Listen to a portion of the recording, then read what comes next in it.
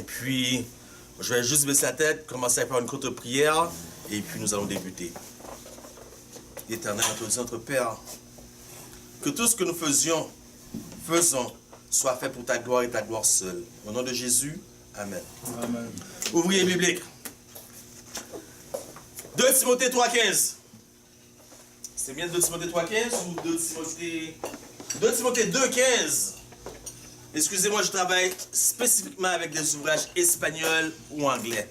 Donc je vais vous le dire en anglais. C'est une citation biblique, je vais vous le dire en anglais. Je vais essayer de traduire du mieux que je peux en français. Mais le texte nous dit « Study to show thyself approved ». Étudie pour te montrer approuvé. Je ne sais pas, 2 Timothée 2,15, quelqu'un peut les lire pour être sûr là, de la traduction. Study to show thyself approved. 2 Timothée 2,15. Est-ce qu'il y a une Bible pas loin? Il y a une Bible ici, donc... Non, il y a beaucoup de textes là aujourd'hui. Là. Vous devez être avec moi absolument. Vous devez être absolument avec moi. Parce que je ne vais pas faire un one-man show. Ok, 2 Timothée 2,15. Ok, efforce-toi de te présenter devant Dieu comme un homme éprouvé, un ouvrier qui n'a point à rougir, qui dispense droitement la parole de la vérité. Merci. Study to show thyself approved. Efforce-toi de te présenter devant Dieu comme un homme qui n'a pas besoin de quoi? Comme un homme éprouvé. Éprouvé. En d'autres mots, en tant qu'ouvrier biblique, vous devez toujours avoir la vérité. Comme Pierre dit, efforcez-vous de donner une raison de votre croyance. Ok? Donc Pierre dit, soyez toujours prêts de donner une raison de votre croyance. En d'autres mots, si on vous dit en tant qu'ouvrier biblique, pourquoi croyez-vous telle ou telle chose? Vous n'avez pas le droit de dire je ne sais pas. Vous n'avez pas le droit de dire je ne sais pas. Vous n'avez pas le droit de dire parce que le frère de Saline m'a dit ça. Vous n'avez pas le droit de dire parce que le premier ancien de l'église m'a montré ça, le pasteur m'a montré ça. Vous devez vous tenir debout à ouvrir votre Bible et dire voici, voici, voici, voici. Comprenez-vous? En tant qu'ouvrier biblique, vous devez être calé dans la parole de Dieu. Maintenant, avant d'être calé, avant de toutes sortes de choses dans la parole de Dieu, nous allons parler d'éthique. Nous allons parler d'éthique. Lorsque vous arrivez chez les gens, regardez mon arrivé Kaimoun, regardez à gauche, à droite. Si vous faites ça en tant qu'ouvrier biblique, vous allez mettre les gens mal à l'aise. Vous êtes là pour une raison spécifique. Ne regardez pas chez les gens. Deuxième chose, en tant qu'ouvrier biblique, lorsque nous parlons d'éthique, lorsque vous rencontrez les gens à la porte, premièrement, vous avez fait des amis, et c'est le plus possible, les hommes avec les hommes et les femmes avec les femmes. Le plus possible. À la mesure du possible. Je sais qu'ici, à Ebenezer, il y a beaucoup plus de femmes que d'hommes, je peux comprendre. Mais en général, c'est les femmes avec les femmes, les hommes avec les hommes. Et je peux vous dire que les statistiques démontrent dans les adventistes, gagner une femme, vous ne faites pas rien de bon. Gagner un homme, vous gagnez toute la famille. Voyez-vous l'importance de gagner un homme? Mais pour cela, il faut avoir du tact. Il faut savoir quoi dire, comment le dire. Et puis gagner une femme, encore c'est encore pire. Si vous n'avez pas de tact, vous allez la blesser. Les femmes sont très fragiles. Donc, au niveau de l'éthique, c'est très important d'avoir une très bonne éthique lorsque vous êtes des ouvriers bibliques. 2 personnes, jamais 3. 2 personnes, si pour X, Y, Z raison, cette journée-là, vous devez être tout seul, je peux comprendre. Mais jamais 3. 2 personnes. N'allez jamais au port tout seul non plus. Une seule personne donne l'étude. Ne parlez jamais 2 à la fois. Une seule personne donne l'étude, l'autre pris dans sa tête. L'autre pris dans son cœur. Parce que Forendel peut me poser une question comme ça, que je ne m'attendais pas. Moi, dans ma tête, à la maison, j'ai préparé l'étude d'avance. Mais lui, Forendel demande une question qui me prend par surprise. Et puis, la réponse vient comme ça. Pourquoi? Parce que ma soeur ici est en train de prier pour moi. Voyez-vous l'importance? La soeur est en train de prier pour moi. Et puis moi, j'ai la réponse au Foirendel. Donc, toujours quelqu'un qui prie pour vous à côté. La prière, c'est pas juste pour la prière, dans le sens que la prière va vous aider à trouver un verset biblique.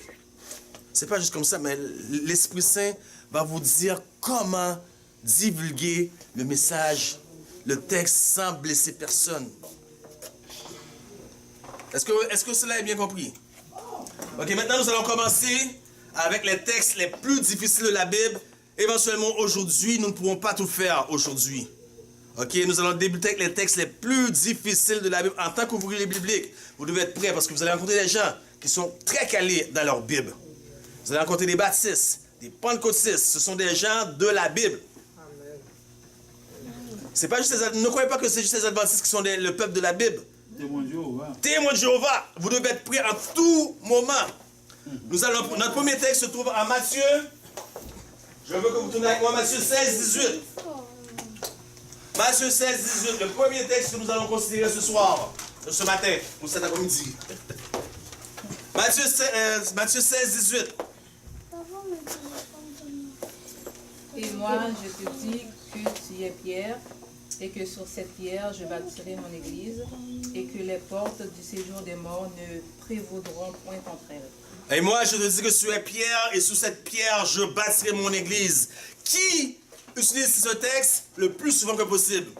Quelle dénomination religieuse utilise ce texte le plus souvent possible? Catholique. Voilà pourquoi eux, ils croient que Pierre était le premier pape. Voilà pourquoi à la basilique Saint-Pierre, il y a une grosse statue de Jupiter. J'ai bien dit Jupiter, oui? Vous m'entendez bien? Jupiter. Ils ont un nom chrétien. C'est jamais la statue de Saint-Pierre. C'est la statue de Jupiter, un dieu païen. Jésus dit, et moi je te dis, tu es Pierre. Que répondez-vous à ce texte? Lorsque les gens vous posent cette question, qu'allez-vous répondre?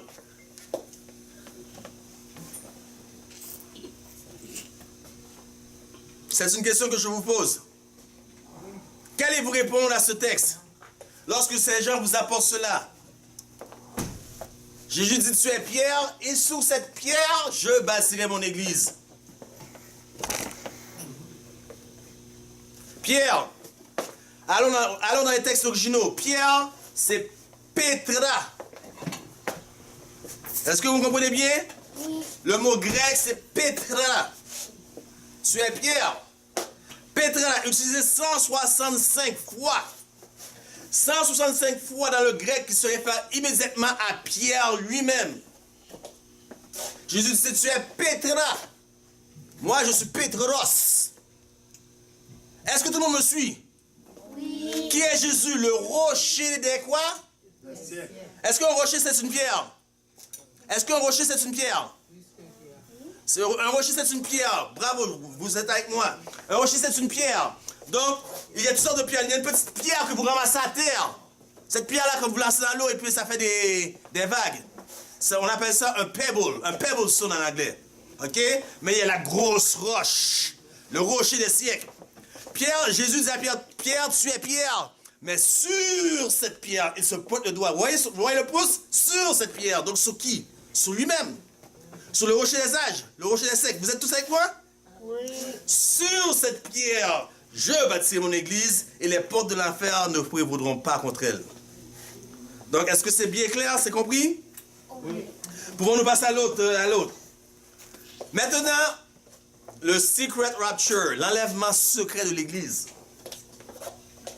Baptiste, pentecôtiste. Qui a une réponse pour ça? On vous parle de l'enlèvement secret de l'église. Pourquoi l'église doit être enlevée premièrement? Qui peut me dire pourquoi l'église doit être enlevée premièrement?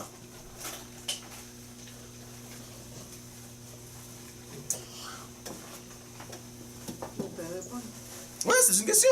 Oui, non, pas répondre. C'est pas parce qu'ils n'ont pas connu, mais... Mais pourquoi vous avez peur de répondre? Vous êtes ici pour apprendre? Eh bien oui, non, mais des fois, si on n'est pas sûr, il va vouloir faire il vaut mieux... Ok. L'enlèvement de l'église est pour éviter que l'église passe au travers de la grande et la petite tribulation. Tout le monde est avec moi? plus la grande tribulation. Allez dans toutes les parties bibliques où il y a eu une tribulation, où le peuple d'Israël a passé à travers une tribulation. Le peuple d'Israël était-il enlevé ou a passé quand même au travers de la tribulation? Il a passé au travers. Et qui l'a guidé à passer au travers? Qui l'a guidé? Dieu. La mer rouge en avant, Pharaon derrière. C'était pas une épreuve troublante pour le peuple d'Israël? A-t-il passé à travers? Oui. Un jour, un décret de mort. Est-ce que ça va venir un jour un décret de mort pour tout le peuple de Dieu? Oui. Un jour, un décret de mort donné pour le peuple Israël. Sur tous les Juifs. Lisez, comment ça s'appelle là? Ruth, non. J'ai une bouse sur le bout de la nuit. Esther, excusez-moi. Lisez Esther, le livre d'Esther. En un jour, un décret a été donné pour que tout le peuple soit détruit. Que s'est-il passé? Le peuple a-t-il été détruit? Et qu'est-ce sorti de cette fête? Les Juifs ont sorti la fête qu'on appelle le Purim. Donc, c'est pas biblique. Ce n'est pas biblique qu'on va enlever l'Église pour que l'Église ne passe pas dans la tribulation, la grande tribulation. Parce que si c'était biblique, comment se fait-il que ces gens pourraient chanter le cantique de Moïse? Ce cantique, à Révélation, c'est un cantique d'expérience que personne ne pourra chanter. Aucune personne des autres temps va pouvoir chanter. Même pas Martin Luther. Non, parce qu'ils n'ont pas passé. C'est nous, qui ont passé à travers de la grande tribulation, qui vont pouvoir chanter ça. Parce que c'est un cantique d'expérience. Tout le monde me suit? Ok. On dit que tout œil le verra. Donc, d'où vient cette question que l'Église a été enlevée secrètement? Et il y a 3 méthodes d'interprétation biblique. 3 méthodes. Première méthode, le prétérite. Qu'est-ce que le prétérisme? Prendre les événements de la Bible et les placer dans le passé. Deuxième méthode, le futurisme. Qu'est-ce que le futurisme? Prendre les événements de la Bible et les mettre dans le futur. Troisième méthode utilisée par les adventistes du 7e jour, le historisme. Vous êtes avec moi? Donc on prend les événements et on suit le cours de l'événement sur une droite linéaire. Donc vous ne pouvez pas prendre le chapitre 9 de Daniel, la ligne linéaire, et le placer dans le futur. Donc, excusez-moi, l'enlèvement de secret de l'Église, c'est pas vrai. Ça a été popularisé d'après un film qui s'appelle Left Behind. Vous devez savoir tout ça. Ce n'est pas vrai, ce n'est pas biblique. Maintenant, la mort aussi. 2 Corinthiens 12, 2, versets 2 et 3. Paul nous dit, je connais un homme, il y a 14 ans de ça, je ne sais pas si c'est dans l'esprit ou dans la chair, mais il a été élevé au 3e ciel. Je ne sais pas si c'est dans l'esprit ou dans la chair, mais il a été élevé. Qu'est-ce qui concernait Paul dans ce texte? Qu'est-ce qui concernait Paul le plus dans ce texte?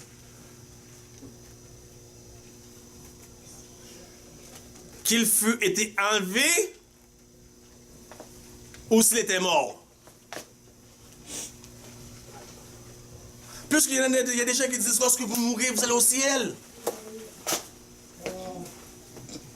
Quel était le concern de Paul? Qu'est-ce qui concernait Paul ici? Est-ce que, évidemment, il a été rendu au 3e ciel, mais est-ce qu'il est mort ou la manière dont cela s'est fait? Puisque Paul prend le temps de nous dire, je ne sais pas si c'est dans l'esprit ou dans la chair. Donc, ce qui concerne Paul, pour prendre le texte dans son contexte, c'est de la façon que sa vision s'est faite. C'est la façon que sa vision s'est faite et non c'est qu'il est mort ou il est monté au ciel. Est-ce que tout le monde le comprend? Tout le monde comprend? Personne d'autre à part des frères et sœurs comprend? Tout le monde comprend? Oui. Vous êtes tous avec moi? Oui. Ok. Je vais terminer sur le dernier texte, très difficile, un texte spécifique pour Adventiste 7e jour. Parce que si nous n'avons pas une réponse pour nous donner sur ça, vraiment là, vous devez vous poser des questions. Colossiens chapitre 2, 16, versets 16 et 17. Colossiens chapitre 2, versets 16 et 17. Que personne ne vous juge au sujet du boire, du manger, d'une fête, d'une nouvelle lune ou de sabbat. Ça ne répond à ça. Parce que les gens vont vous tester. Et souvent les gens vont vous tester. C'est pas pour voir juste à quel point que vous connaissez votre Bible. Parce que vous leur présentez une vérité, ils sont pas prêts pour le recevoir.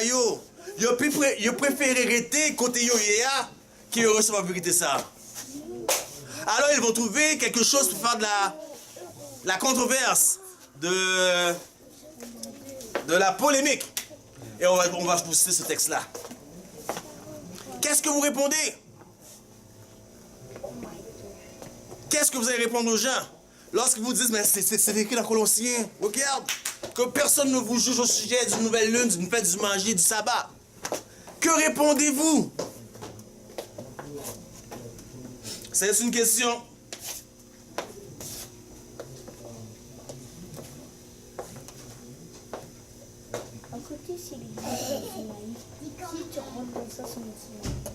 Bon, ouais, il y a des sabbats sont fêtes l'été dans l'époque d'Israël, là, non? Des sabbats, c'était en fête l'été. Ouais, c'était une fête. Ouais. Personne n'a plus de détails? Personne n'a plus de détails là-dessus? Non. À savoir, qu'est-ce que vous allez répondre? Oui. Ok, bon, moi je vais vous dire qu'est-ce qui se passe. Il y a l'ombre qu'on appelle l'ombre des choses à venir. Vous savez tous c'est quoi l'ombre des choses à venir, n'est-ce pas? Oui. J'aimerais vous entendre, oui ou non. Si c'est non, c'est pas de problème. L'ombre des choses à venir. L'ombre des choses à venir, ce sont des sacrifices. Ce sont des imageries que Dieu a utilisées dans l'Ancien Testament qui vont établir la vraie chose. Donc ce n'est pas la vraie chose, c'est une ombre. Tout le monde me suit? Vous êtes tous avec moi? Oui. Ok. Que personne ne vous joue au sujet des sabbats. Donc il y avait plusieurs sortes de sabbats. Ces sabbats tombaient sur un jour spécifique, dans un mois spécifique, ou tombaient sur des jours qui est non spécifiques, mais ce sabbat-là pouvait tomber sur un jour comme mercredi. L'année d'après, ce sabbat-là tombait un lundi ou un vendredi. Est-ce que vous me suivez? Oui. C'était jamais un sabbat, le sabbat de l'Éternel qui tombait le 16e jour. On appelle ça des sabbats cérémoniels. Donc, vous retrouvez ces sabbats-là en Lévitique, pour ceux qui veulent prendre des notes, Lévitique chapitre 23, versets 24 à 37. Donc, vous avez tous pris des notes. Lévitique 23, versets 24 à 27, ce qui n'a rien à voir avec le sabbat du 16e jour. Lorsque Paul dit que personne ne vous juge au sujet de ces sabbats-là, donc c'est parce qu'il y avait des gens encore qui observaient ces sabbats-là. Est-ce que tout le monde comprend? Et si on monte à l'île Boulon, est-ce que c'est pas bon? Pardon? Si on monte à l'île Boulon. Oui, exactement. Quelqu'un peut lire avec Lévitique 23, 24 à 27.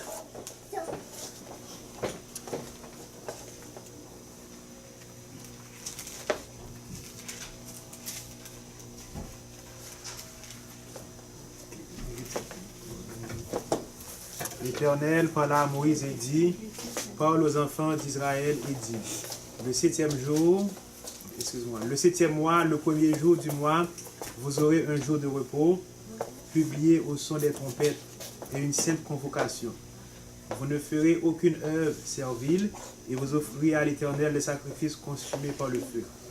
L'Éternel parla à Moïse et dit, le 10e jour de ce 7e mois, ce sera le jour des expiations. Vous aurez une sainte convocation.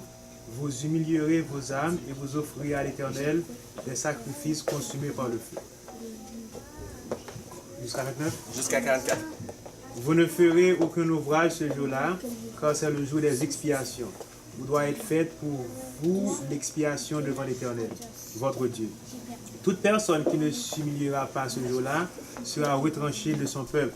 Toute personne qui fera ce jour-là un ouvrage quelconque, je la détruirai du milieu de son peuple. Vous ne ferez aucun ouvrage, c'est une loi perpétuelle pour vos descendants dans tous les lieux où vous habitez. Ce sera pour vous un sabbat, un jour de repos, et vous humilierez vos âmes. Dès le soir du 9e jour jusqu'au soir suivant, vous célébrerez votre sabbat. L'Éternel parla à Moïse et dit, parle aux enfants d'Israël et dit, le 15e jour de ce 7e mois, ce sera la fête des tabernacles en l'honneur de l'Éternel pendant 7 jours. Le premier jour, il y aura une sainte convocation. Vous ne ferez aucune œuvre servile. Pendant 7 jours, vous offrirez à l'Éternel des sacrifices consumés par le feu. Le 8e jour, vous aurez une sainte convocation et vous offrirez à l'Éternel des sacrifices consumés par le feu. Ce sera une assemblée solennelle, vous ne ferez aucune œuvre servile. Telles sont les fêtes de l'Éternel, les saintes convocations que vous publierez, afin que l'on offre à l'Éternel des sacrifices consumés par le feu, des holocaustes, des offrandes, des victimes et des libations, chaque chose au jour fixé. Vous observerez en outre les sabbats de l'Éternel, et vous continuerez à faire vos dons à l'Éternel, tous vos sacrifices pour l'accomplissement d'un vœu, et toutes vos offrandes volontaires. Le 15e jour du 7e mois, vous récolterez les produits du pays, vous célébrez donc une fête à l'Éternel pendant 7 jours. Le premier jour sera un jour de repos, et le 8e jour un jour de repos. Vous prendrez le premier jour du fruit des beaux arbres, des branches de palmiers, des rameaux d'arbres touffus et des saules de rivière. Et vous vous réjouirez devant l'Éternel, votre Dieu, pendant 7 jours. Vous célébrez chaque année cette fête à l'Éternel pendant 7 jours. C'est une loi perpétuelle pour vos descendants. Vous la célébrerez le 7e mois. Vous demeurerez pendant 7 jours sous des tentes. Tous les indigènes en Israël demeureront. Okay. Donc, c'est plusieurs sortes de fêtes. Donc, ce sont des choses qui ont été abolies. Vous prenez ça, tu allais dire quelque chose? Non, mais c'est bon, c'est bon. Ok. Donc, c'était l'ombre des choses à venir. Ça n'a aucune relation avec le sabbat du 7e jour. Là. Aucune relation avec le sabbat du 7e jour. D'ailleurs, dans ce sabbat-là, il y avait des drink offering, burnt offering, comment on appelle ça en français là? Drink offering, libation par le burnt offering, c'est holocauste par le feu. On n'a plus besoin de faire ça maintenant. On ne le fait plus non plus. Donc vous comprenez? Tout le monde comprend? Si on vous dit cela, ce sont les sabbats de Lévitique 23, 24 à 27 à 44. Ou 23 à 44. Ok, maintenant, le prochain sujet va faire couler beaucoup d'encre, va faire beaucoup de bruit. Et j'ai même l'impression que ça va faire du bruit, c'est Ebenezer. C'est que ça que frère Wendell Lebounon là. Oui. D'ailleurs, pour tout le monde qui a un texte. Par exemple, les bons protestants, n'importe quelle religion qui vient de bon côté de nous, parce qu'ils ont toujours basé sur le texte. Oui, mais c'est exactement ce que je viens de vous dire. Premier baril qui va attaquer nous, c'est sabbat. Exactement. Et oui, le premier point d'élection que je vais dire, c'est Colossiens 2, 16, 17. Oui. Paul dit que personne ne vous juge du boire, du manger ou de sabbat. Ça nous va répondre, vu que c'est écrit noir sur blanc. Mais si vous ne connaissez pas ce texte de Lévitique que Wendell vient de dire, comment on va répondre? Parce qu'en tant qu'adventiste, c'est avec le texte qu'il va attaquer nous. Si vous voulez être dans le biblique, quelqu'un vous dit une question, vous pose une question et vous dites, excusez, j'ai pas la réponse. La personne va dire, je peux comprendre. Mais si en tant qu'ouvrier biblique, on vous pose une question, 2 questions, 3 questions, 4 questions, 5 questions, et vous dites, je ne sais pas, je ne sais pas, je ne sais pas, vous n'avez plus de crédibilité. Retournez faire vos études vous-même. Ah. Retournez vous étudier vous-même avant d'aller enseigner aux autres. Ok, le prochain texte, c'est un texte qui va faire couler beaucoup d'encre. C'est un texte très, comment je pourrais dire ça là, controversé. Ah ben, faut prendre notre texte. Hein. Et c'est pourquoi que nous rencontrons les protestants, ou vraiment nous rencontrons les témoins de Jéhovah, l'église de Dieu, tout le monde ça, pendant qu'on a des outils ça dans nous. Exact. Parce que yo même, m'a dit non, on bagaille, et frère on a le connu, leur rencontre on témoin de Jéhovah. Il est déjà préparé. Sous texte ça, les dévots. Il est déjà préparé. Il est déjà préparé. Il est déjà préparé déjà. Parce que moi j'ai fait 4 ans. Sorti, il va on témoin Jéhovah sorti sans qu'on va préparer. Non. C'est ça. Et puis, il me fait 4 ans d'organisation. Hein. Bon. Je préparé. C'est ici dans l'Adventiste qu'on a dormi, qu'on a joué. Je préparé. Il me fait 4 ans. Prochain texte maintenant. Le prochain texte, pourquoi je l'introduis ici? C'est parce que j'ai rencontré un pasteur. C'est l'église de Dieu, je ne me rappelle plus quelle église. Et puis, les dîmes, pour ça, on a ça, ça, pour 3 jeunes, ça. Et puis, il est venu chez moi. Il est venu chez moi pendant 2 ou 3 vendredis. Et puis, moi, lui, il est venu seul. Une fois, il est venu avec un frère. Et puis, moi, j'avais invité une sœur qu'on appelle Josie, là, à Longueuil. J'ai dit, viens me donner un coup de main, sœur Josie. Je vais avoir besoin de ton aide. Ça n'a pas bien marché, cette soirée-là. J'ai invité un pasteur qui est, je ne sais plus où est-ce qu'il est rendu là. Peut-être à Bethel, je ne suis pas sûr. Pasteur Wilfrid Louis. J'ai dit, viens me donner un coup de main. J'ai pris des gens que je sais qui sont calés, bien enracinés dans l'évangile. Ça n'a pas marché. Ce pasteur-là était comme vraiment ferme. Et puis, comme je vous ai raconté l'histoire avec ce pasteur-là, c'est par l'arrogance que j'ai fini par le convaincre. Puisque lui, dans sa tête, sabbat c'est aboli, sabbat c'est fini. Et puis moi, j'ai dit, bon, pasteur, pasteur, est-ce que tu as des enfants? Je vais aller tuer un enfant. Il a dit, oh, mais pasteur, tu viens de me dire que il n'y a plus de la loi est abolie. J'ai dit, pasteur, tu as une femme, porte-moi ta femme. Et puis il a dit, oh, mais j'ai dit, pasteur, tu viens de me dire que la loi est abolie. Donc il n'y a pas d'adultère. Il n'y a pas de loi. Donc c'est avec l'arrogance. Mais après ça, comme le pasteur s'est vu coincé, il a vu que j'avais raison maintenant, il est rentré sur moi avec une autre chose. Un autre point de doctrine. Et c'est ça que je veux parler avec vous aujourd'hui. Il m'a dit, vous autres, ok, tu as raison pour le sabbat, mais vous, les adventistes, vous baptisez au nom du Père, du Fils et du Saint-Esprit. Moi, c'est ton pasteur, il dit, moi, dans la Bible, j'ai jamais vu ça. Et puis moi, je sais, moi, je connais ma Bible. Moi, je sais que c'est vrai. Allez dans l'Acte des Apôtres, c'est là où est-ce qu'il y a le plus de baptêmes. Tout le monde baptise au nom de Jésus. Mais qu'est-ce que vous répondez? Qu'est-ce que vous répondez à ça?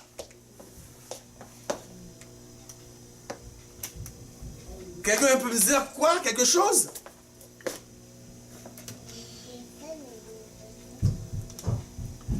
Matthieu 28, 19, 20. Quelqu'un peut le citer sans lire dans la Bible. Matthieu 28, 19, 20. Des disciples, les baptisons au nom du Père, du Fils et du Saint-Esprit. Allez, faites de toutes les nations des disciples en les baptisant au nom du Père, du Fils et du Saint-Esprit. Voilà la commande de Jésus était claire.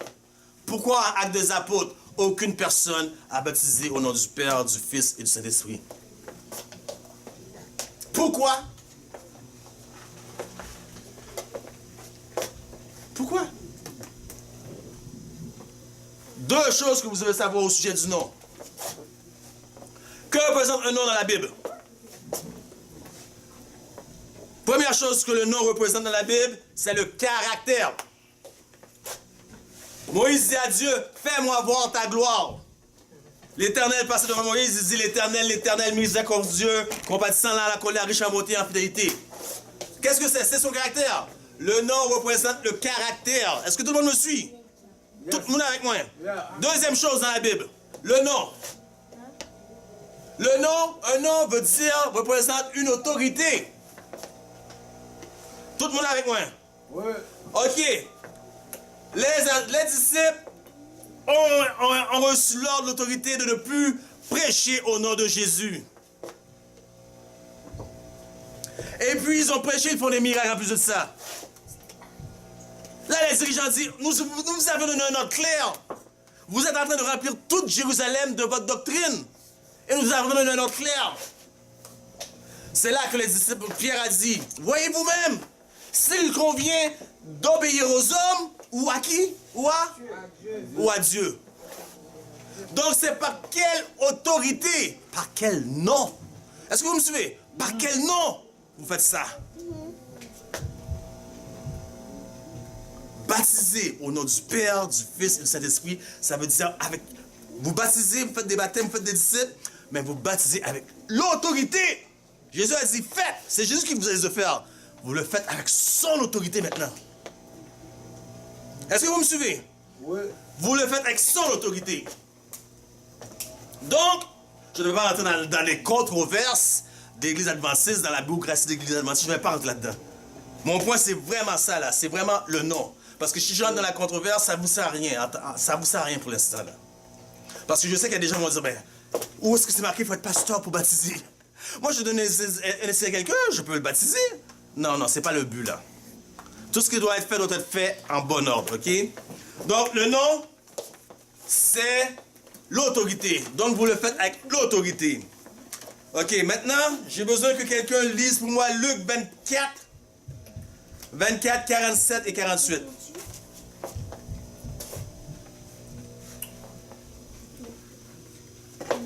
Ainsi, il est écrit que le Christ souffrirait et qu'il ressusciterait des morts le troisième jour, et que la repentance et le pardon des péchés seraient prêchés en son nom à toutes les nations, à commencer par Jérusalem.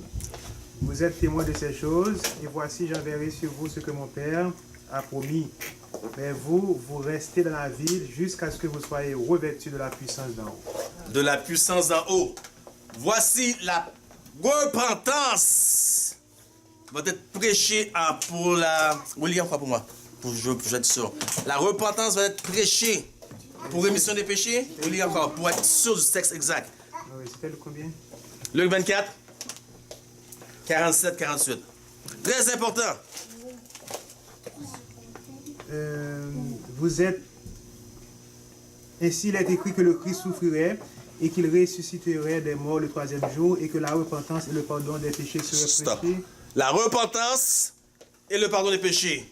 Comment peut-on avoir le pardon des péchés s'il n'y a pas de repentance? Est-ce que nous suivons? Comment avoir le pardon des péchés s'il n'y a pas de repentance? Il faut donc quelqu'un pour faire un acte, une œuvre au-dedans de vous. Jean 15, 16. Spécifiquement Jean 15 et 16. Quel est le rôle du Saint-Esprit? Lorsque le Consolateur viendra, il vous... Quoi? Qu'est-ce qu'il va faire le Consolateur? Il vous convaincra de quoi? De péché. De péché. Donc ça prend quelqu'un d'autre dans le rôle qui doit faire un travail spécifique. Est-ce que tout le monde est avec moi? Donc, vous baptisez au nom de Jésus. On est toujours là? Dans la Bible, on baptise au nom de Jésus.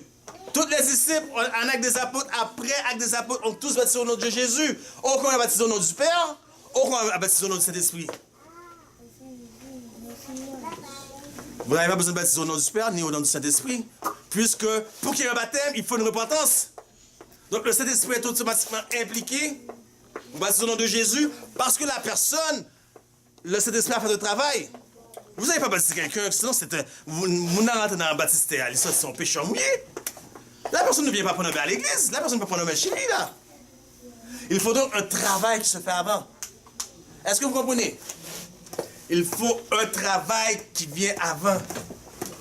Et le Saint-Esprit a un rôle spécifique à jouer.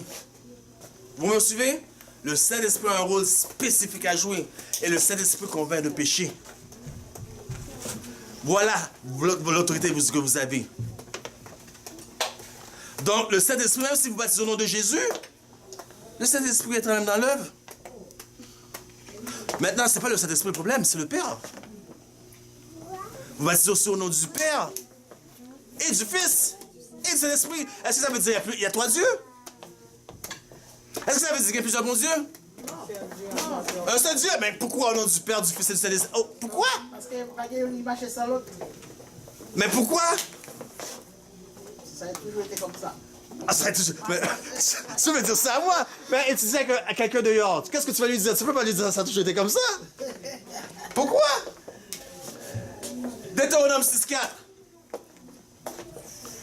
Hear, O Israel, thy God is one. Excusez-moi, j'ai connais ma Bible par cœur en anglais.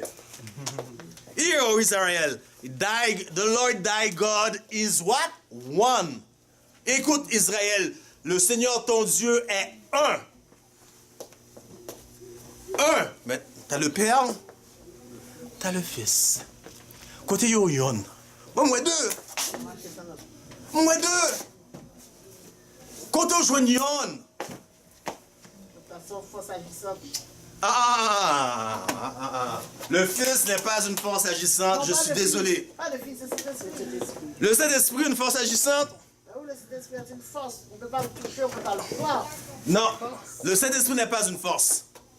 Le Saint-Esprit n'est pas une force. Ça, c'est une doctrine qui vient des témoins de Jéhovah. Le Saint-Esprit n'est pas une force. Excusez, c'est pas pour mettre personne mal à l'aise là. Vous devez être préparé là. Voilà pourquoi que nous sommes ici en formation là. Vous me comprenez? Le Saint-Esprit n'est pas une force. C'est ce que les témoins de Jéhovah enseignent. Ils vous donnent comme exemple, quand vous allumez l'interrupteur, la lumière vient, quand vous fermez. Non. Le Saint-Esprit n'est pas une force agissante. Une force agissante. N'attristez pas le Saint-Esprit. Est-ce que vous pouvez attrister une force? Est-ce que vous pouvez attrister une force? Frère de Saint-Esprit, vous me comprenez? Oui. N'attristez pas le Saint-Esprit. Il intercède. Nous ne savons même pas, Romain nous dit, nous ne savons même pas que de demander dans nos prières. De sorte que le Saint-Esprit intercède pour nous avec quoi? Des soupirs. On va pas dire que le Saint-Esprit c'est en force. On va pas dire que le Saint-Esprit c'est en force. Donc, premièrement, vous baptisez au nom de Jésus. Vous ne pouvez pas baptiser au nom du Père et du Fils et du Saint-Esprit. Le baptême se fait au nom de Jésus, ok? Donc, le Saint-Esprit n'est pas une force. Donc, en disant que le baptême se fait au nom de Jésus seulement, maintenant c'est la même chose pour vos prières. Tout ce que vous demandez en mon nom vous sera donné. Alors, si nous avons prié, il n'est pas supposé. Il n'est pas biblique. Je ne peux pas expliquer, il n'est pas biblique. Regardez, après les évangiles tombent dans Actes des Apôtres jusqu'à la fin. Il y a un seul baptême, donc une seule sorte de baptême, Éphésiens 10. Il y a un seul Dieu, un seul Dieu, un seul baptême. Il n'y a pas 10 sortes de baptême. C'est pas biblique. Puisqu'ils ont tout fait au nom de Jésus. Vous n'avez jamais vu aucun après les évangiles où est-ce que c'est dit au nom du Père, du Fils et du Saint-Esprit. Jamais, pas un. Pas un endroit. Pourquoi? Parce que lorsque vous baptisez au nom de Jésus, ça implique automatiquement au nom du Saint-Esprit. Est-ce que vous suivez? Il y a une autorité qui vient. Parce que vous ne pouvez pas baptiser quelqu'un sans qu'il y ait un travail qui soit fait avant. Ok? Il y a un travail de repentance. Si vous n'avez pas repenti, il n'est pas converti, vous ne pouvez pas baptiser. Et qui va faire travailler ça? C'est cet esprit-là. Et puis, il y a toujours dit, là, si baptisé, sorti dans le droit, le Saint-Esprit entrer dans le Ok, mais le Saint-Esprit non plus, c'est pas une force agissante comme la sœur a dit. Je ne vais pas dire nommer de nom parce qu'on est filmé. Comme la sœur elle a dit, c'est pas une force agissante. Il agit d'une façon abstraite. Moi, expliquez-nous ça, cet esprit agit vraiment. Ok? Moi, expliquez-nous avec l'esprit de prophétie. Quand ça paraît personne qui dit ses frères, il y en a qui dit. L'esprit de prophétie même. Parce que si nous lisons l'esprit de prophétie, nous ne pouvons pas gagner aucun pionnier qui a endossé ça. Pas même Ellen White. Mais pour continuer, j'allais dire quelque chose, j'allais dire même vos prières. Lorsque vous priez, vous finissez de prier, vous dites au nom du Père, du Fils et du Saint-Esprit. Mais lorsque vous dites au nom du Père, du Fils et du Saint-Esprit, à qui va la prière? À qui va la prière? Vous priez au nom du Père, du Fils et du Saint-Esprit. À qui va la prière? Jésus a dit en mon nom. Donc vous devez toujours prier au nom de Jésus. Vous me suivez? Au nom, vous priez au Père quand on dit au nom de Jésus, Mhm. Amen. Ouais, vous priez au Père, au nom de Jésus, avec l'autorité. Donc, n'oubliez pas le nom, c'est le caractère ou autorité. Ça veut dire, si vous priez avec l'autorité de Jésus, le Père vous entend, il vous donne ce que vous voulez. Parce que vous avez prié avec l'autorité de Jésus. Maintenant, laissez-moi vous donner quelques exemples des baptêmes qui se sont faits au nom de Jésus. Acte 2, verset 38. Acte 10, verset 48. Acte 19, verset 5. Acte 19 maintenant, Paul Rivet, Paul ou un groupe de monde, il dit, à qui vous nous baptisez? Il dit, on a reçu le baptême de Jean-Baptiste. Est-ce que vous avez entendu parler du Saint-Esprit? On ne savait même pas qu'il y avait un Saint-Esprit. Automatiquement, qu'est-ce que Paul fait? Il les baptisa au nom de Jésus. Parce qu'ils disent, nous ne savons même pas qu'il y avait un Saint-Esprit. Paul les baptisa au nom de qui? Au nom de Jésus. Et c'est là qu'il reçoit le Saint-Esprit. Donc si c'est là qu'il reçoit le Saint-Esprit, qu'est-ce que le Saint-Esprit? Qu'est-ce que le Saint-Esprit?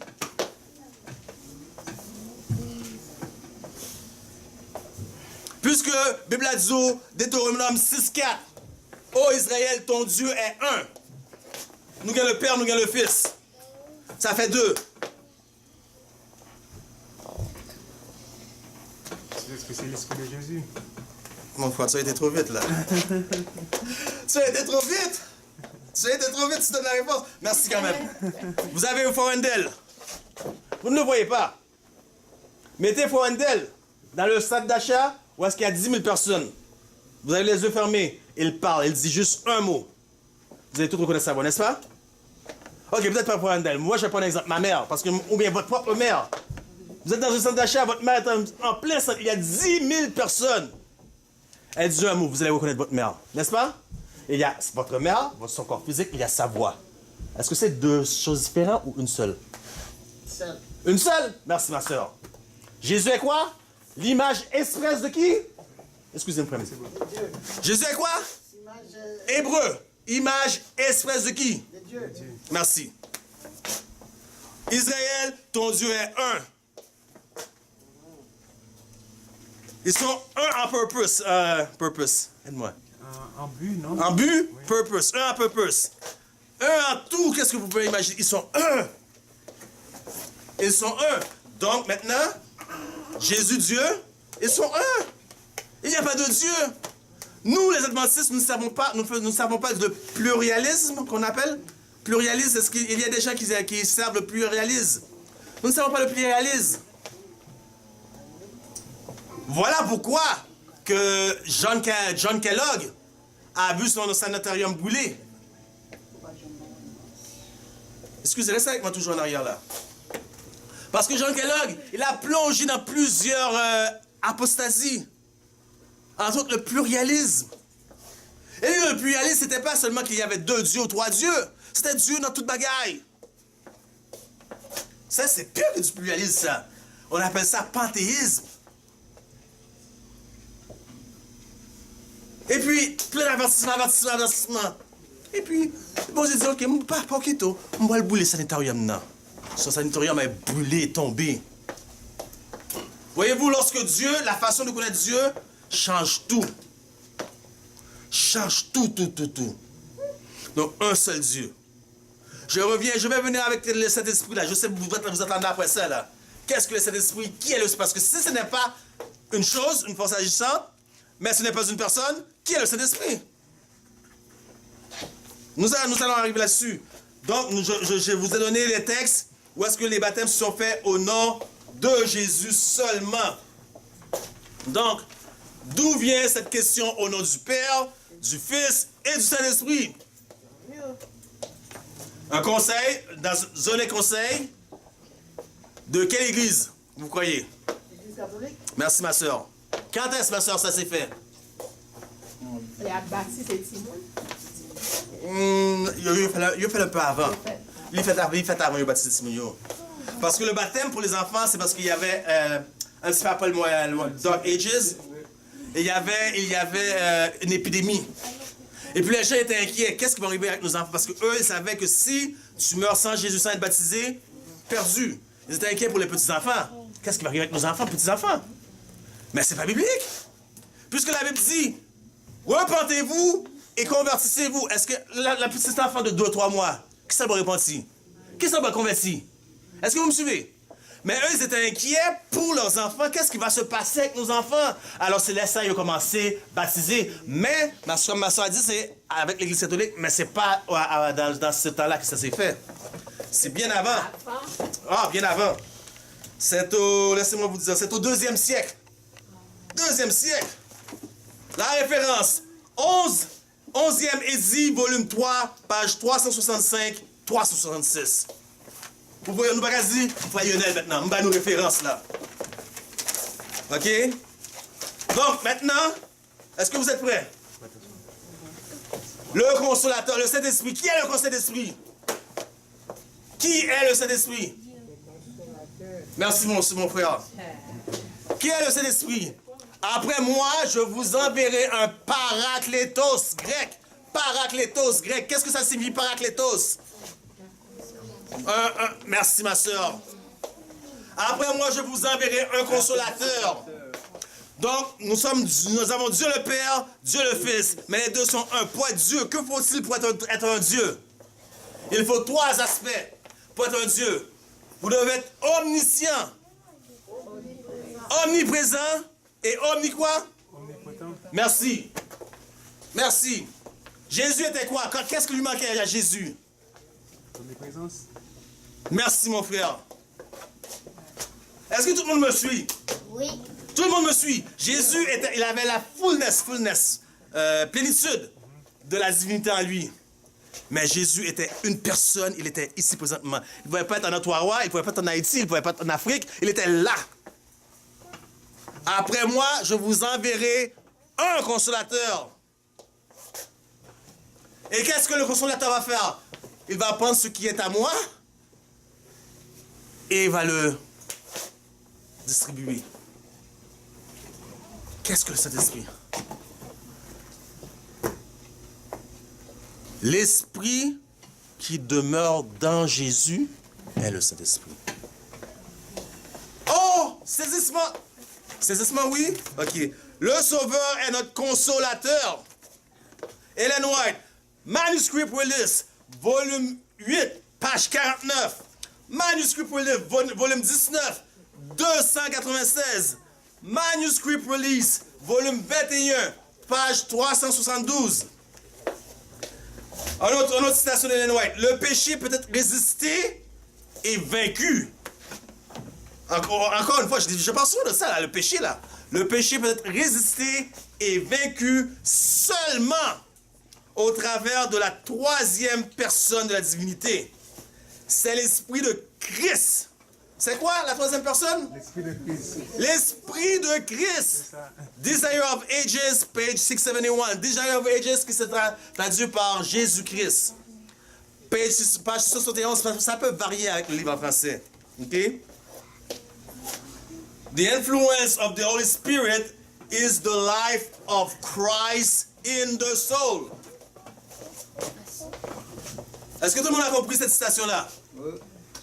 The influence of the Holy Spirit is the life of Christ in the soul. Est-ce que donc c'est une force agissante? Non, Paul dit, si je vis, ce n'est plus moi qui vis, mais Christ vit en moi. J'ai été crucifié avec Christ, Galates 2, 19, 20. En tant qu'adventistes, nous prêchons le message de justification par la foi. Vous devez savoir ça. Ce texte, vous ne pouvez pas le manquer. Galates 2, 20 dit, j'ai été crucifié avec Christ. Maintenant, si je vis, ce n'est plus moi qui vis, mais qui vit en moi.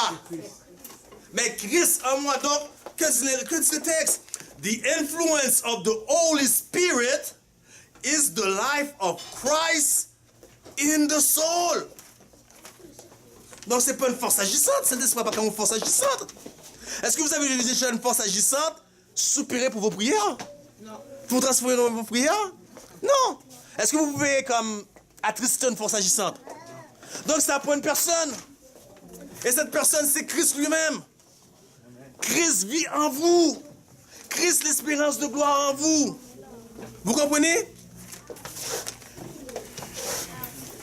Donc, cette affaire-là, il y a beaucoup de gens qui ont des problèmes avec ça. Très de problèmes avec ça. Parce que l'Église a toujours baptisé au nom du Père, du Fils et du Saint-Esprit. Et nullement dans la Bible, les apôtres ont baptisé comme ça. Ils ont tous baptisé au nom de Jésus. Moi, le problème que j'ai avec ça, c'est qu'il y a des choses qui ne sont pas, comment dirais, salvatrices. Il y a des choses pour moi qui ne sont pas salvatrices. Alors, moi, je ne vais pas faire de polémique pour des choses qui ne sont pas salvatrices. Mais il y a d'autres gens, pour eux autres, c'est très salvatrice. Voyez-vous, dans la Bible, patriarche et prophète, on parle de Christ qui rentre dans le conseil du Père. Ça a toujours été Christ seul qui rentre. Christ, c'est le Père. Le conseil du Père est fait de deux personnes. Christ, c'est le Père. Donc, je vous donne les références. Je vous ai donné les références. Je vous ai donné Ellen White. Aucun des pionniers n'ont adopté cette croyance-là. Donc, ce n'est pas une force. Le Saint-Esprit, c'est une personne. Vous me comprenez? Le Saint-Esprit est une personne. Mais qui est cette personne? Qui est cette personne? Jésus. J'ai été crucifié avec Christ. Si je vis, c'est plus moi qui... C'est Christ qui vient. Christ, l'espérance de gloire. Comment vous pouvez arrêter de pécher si le Saint-Esprit n'est pas en vous? Comment vous pouvez arrêter de pécher si le Saint-Esprit n'est pas en vous? Qui va vous convaincre qu'est-ce que vous faites, qu'est-ce qui c'est pas bien, si le Saint-Esprit n'est pas en vous? Et qui est ce Saint-Esprit-là? Parce que Christ était limité à une place. Maintenant, il dit, vous recevrez une puissance. Il est partout. Il est partout. Il n'est pas juste à Jérusalem ou en Afrique. Il est partout. Pourquoi Christ a dit, écoutez qu'est-ce que Christ a dit. Les œuvres que je fais, vous en ferez de plus grandes. C'est vrai, Christ. Je peux faire plus grande œuvre que toi. Je peux ressusciter des morts, moi aussi. Oui, il faut me rappeler de bagaille. Oui. Parce que c'était ce matin, et puis il y a à peu près 40 personnes. 40 personnes qui t'ont accepté de la fond 40 jours. Ouais. Et puis, mais là-bas, l'on baptisé mon yo, il y a toujours mis un diacre à côté. Oui. Et si l'on a plongé mon nom, c'est pas hasard que mon nom s'agiter, s'il va lever, pour les dos lever. OK. Mais moins important que ma baptisé, moi dit au nom de Jésus, et me plonger mon nom, d'accord, pas de problème, là ton nom. OK, ouais. Ouais. Bon. Et puis madame, c'est vraiment, pas épais, mais il était vraiment une force, vraiment. Bon, même. L'homme dans le musée de Moussa, parce que c'est pas contre moi, parce que je me du Père, du Fils, du Saint-Esprit. C'est ça. C'est ça. C'est vrai. Mais vous finissez d'aller? Oui, mais se basant sur genre vous fait exposer, c'est comment vous et bon, on va si ça réconcilier ou harmoniser. Réconcilier? Non, mais comment capable et harmoniser, exposer ce fait là avec la doctrine de la Trinité? Non, c'est clair. C'est clair. La doctrine de la Trinité, c'est au nom du Père, du Fils et du Saint-Esprit. C'est clair. On doit aller avec qu'est-ce que la Bible dit et qu'est-ce que nos pionniers disent. Là, ce que parle pionnier, je parle de Uriah Smith. Uriah Smith, apostasié. OK. Qui laisse encore Elliot Wagner et puis Alonzo T. Jones. Deux hommes que Dieu a utilisés pour apporter la justification par la foi, pour apporter un message à Minneapolis en 1888. Ils ont fini par tomber. Moi, lorsque je parle de ça spécifiquement, je parle de James et Ellen White. Jamais, au grand jamais, ils ont adhéré à cette doctrine-là. Jamais. Donc, moi, lorsque je parle... Parce que les gens parlent de pionniers, ils vont vous citer plusieurs autres personnes. Ils vont vous citer plein de noms. Lomboro, Kellogg, Bates. Ils vont vous citer tous des noms comme pionniers. c'est ce que les gens ignorent, c'est que beaucoup de ces pionniers-là ont chuté, ont tombé. C'était Martin. Ils ont chuté, ont tombé. Donc moi, je parle de James et Ellen White. Jamais James et Ellen White ont ça. Même dans ce temps-là, James et Ellen White ont parlé comme ils ont parlé et jamais les autres pionniers ont pu dire c'est pas vrai. Ce qu'ils disent. Et puis jamais Ellen White, les pionniers qui ne croyaient pas à ça. Les pionniers ils ne croyaient pas à la doctrine de la Trinité. Mais jamais Ellen White a dit, qu'est-ce que vous dites, c'est pas vrai? Donc dans les deux sens, personne a contredit personne. Qu'a branché l'église adventiste. Depuis des mois, des années. Oui. La Trinité. Oui, c'est ce qui domine, c'est ce qui divise l'adventiste. C'est un problème majeur. Écoutez, il y a plusieurs églises qui sortent de l'église adventiste et ils vont chercher chaque église qui est l'église adventiste, là, ils vont prendre une doctrine que nous gagnons la caille nous.